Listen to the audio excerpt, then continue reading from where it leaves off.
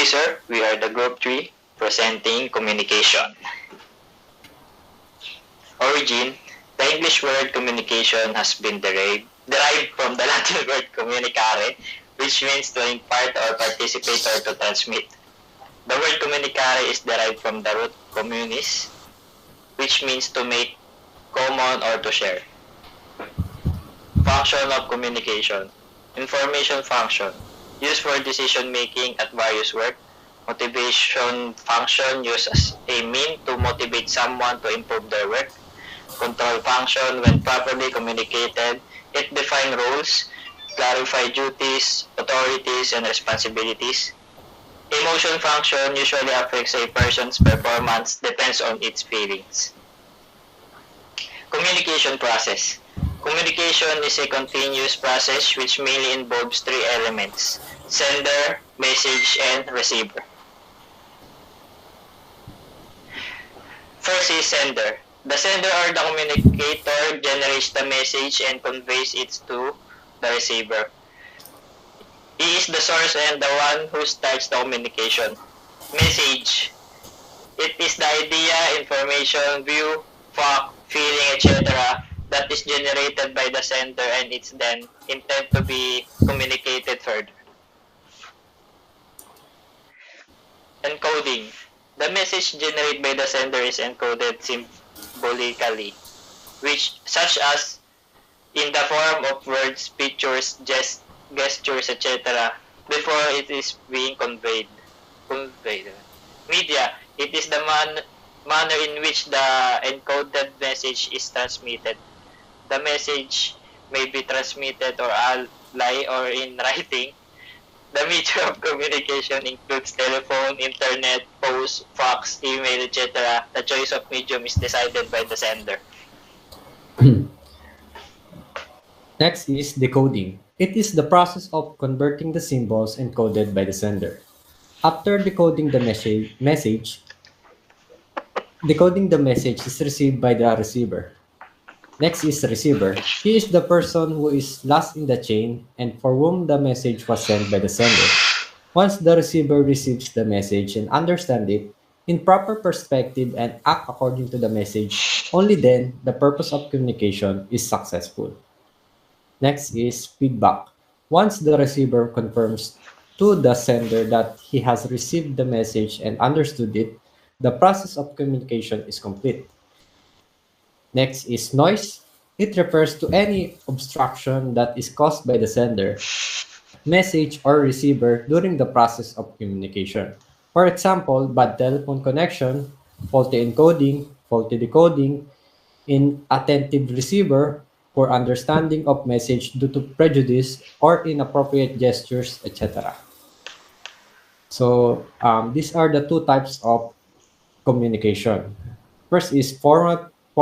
Formal communication are the one which flows through the official channels designed in the organizational chart.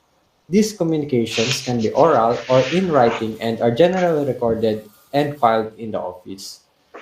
Next is informal. The informal communication is often referred to as the grapevine as it spreads throughout the organization and in all directions without any regards to the level of authority. Informal channels are also used by the managers to transmit information in order to know the reaction of her subordinates. So these are the classification of formal communication. First is vertical. Vertical communications, as the name suggests, flows vertically upwards or downwards through formal channels. Upward communication refers to the flow of communication from a subordinate to a superior, whereas downward communication flows from a superior to a subordinate. Horizontal. Horizontal or lateral communication takes place between one division and another. For example, a production manager may contact the finance manager to discuss the delivery of raw material or its purchase. Next.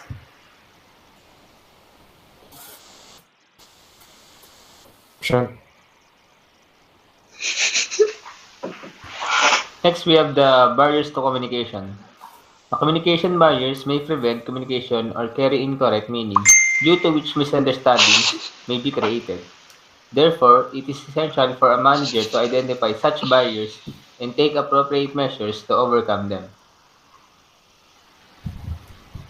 So we have different types of communication barrier. First one is the semantic barriers.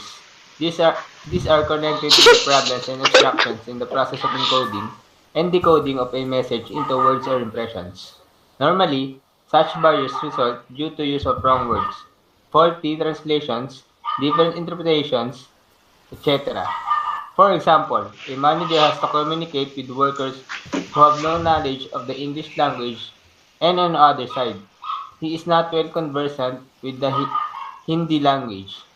Here, language is a barrier to communication, as the manager may not be able to communicate properly with the workers. The second type of communication barrier is the psychological, or what we call the emotional barriers.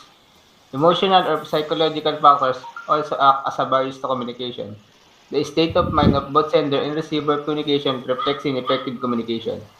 A worried person cannot be communicate properly, and an angry recipient cannot understand the message properly. Thus, at the time of communication, both the sender and the receiver need to be psychological sound. Also, they should trust each other. If they do not believe each other, they cannot understand each other's message in its origins, all, all sense.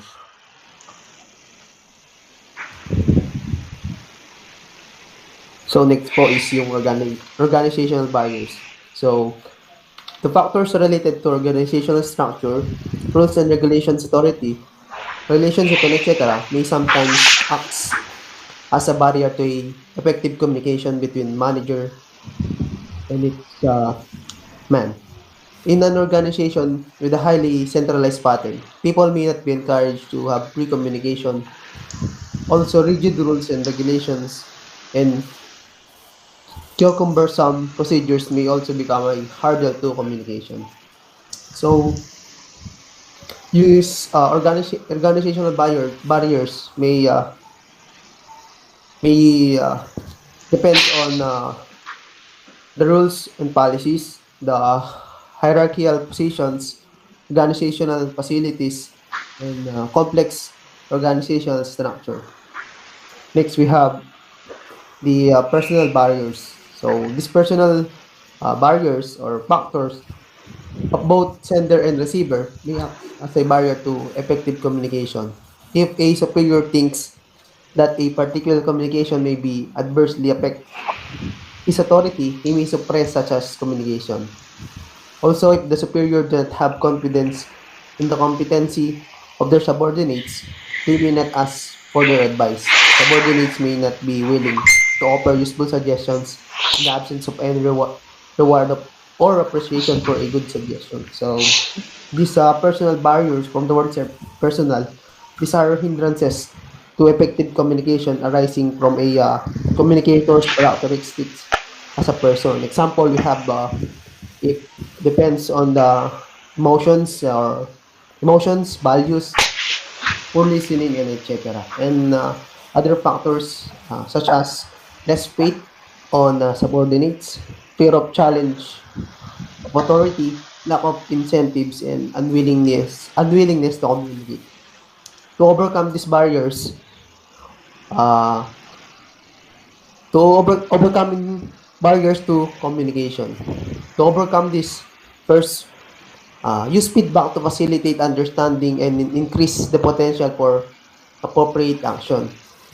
Next, we have a repeat message in order to provide assurance that they are properly received. Then, use multiple channels so that the accuracy of the information may be enhanced. Or some of the more effective channels include meetings, face-to-face, face-to-face talks, emails, faxes, telephone conversations, bulletins, postings, and memos. The key is to make sure you always employ multiple methods to disseminate your message. Never rely on a single channel. And lastly, to overcome these barriers, we have or to use simplified language that is easily understandable and which eliminates the possibility of people getting mixed up with meanings. So, to proceed.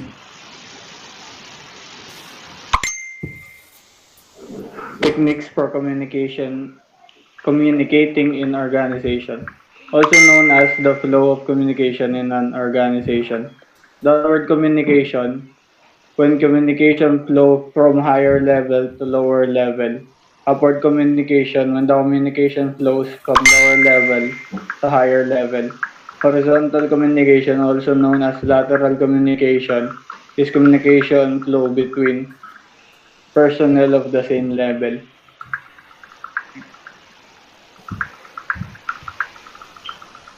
Next. Application of flows. Downward are used to give orders, instruction, and direction.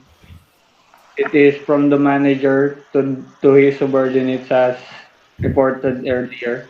Upward, used for giving reports to the manager superiors, also used for giving ideas, suggestions, and complaints. It is from the subordinates to the managers. Horizontal, used to collaboration support efforts to coordinate tasks and help people work together. Next, communication flow chart.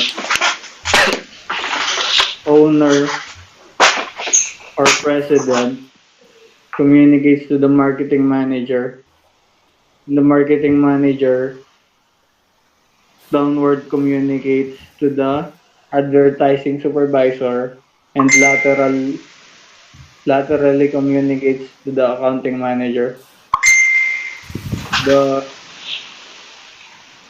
operational manager upward communicates to the president, while the note taker's supervisor is upwardly communicating to the operational manager.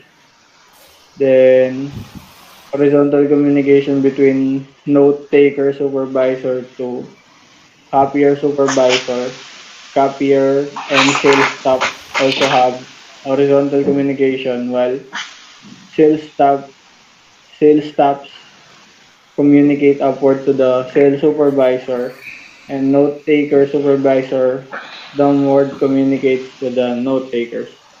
Next. That's it. That's it for Thank our you po. presentation. Thank you for listening. Thank you po. Thank you for watching. Good. Peace out. God bless us all. Yeah. God bless and thank you. One